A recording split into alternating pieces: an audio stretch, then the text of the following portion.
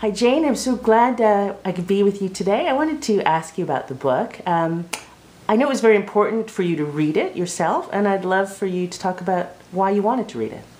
Well, I have found over the years, as I do a lot of readings in libraries and in bookstores, I just adore bringing my characters to life, and I really feel that I know them. And I know it's very hard to read, but there's something about reading it that just puts me straight in the book.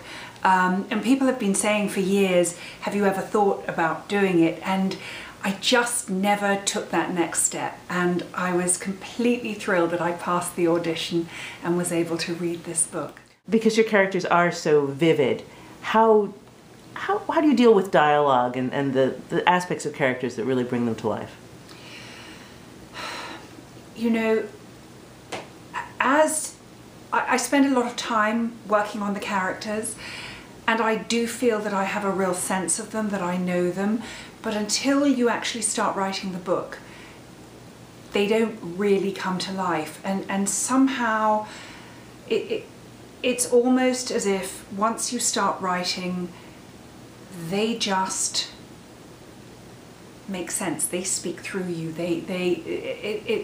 I feel very much when I'm writing, almost as if I'm watching a movie in my head, and the characters are speaking to me, and I'm always very wary about saying things like that because I recognise how completely pretentious it sounds, but it really does. These characters have very distinct and clear voices, and I hear them.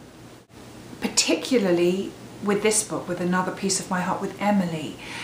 And I didn't even know that I had the voice for Emily as clearly as I had. But as soon as I started writing in Emily's voice, I felt her, and she spoke, and I was very nervous about doing it because I didn't think I could pull it off, writing from a 17-year-old's point of view. But her voice was perhaps the strongest of all. But your previous books were read by actors. Have you listened to them, or is this your first time really being so involved with the audiobook? I have listened to a few, but not very many. I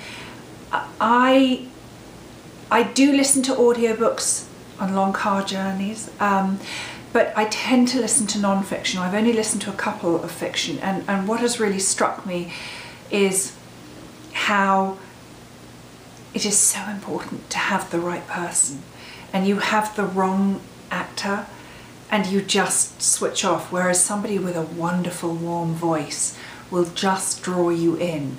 And I hadn't realised, I think, how important it is to match that person, and I hope I've done my book justice. It's very easy to think, well, you know, obviously I'm the writer, I will have done it, I will have read the book better than any, but I don't believe that's true at all. I just hope that I have managed to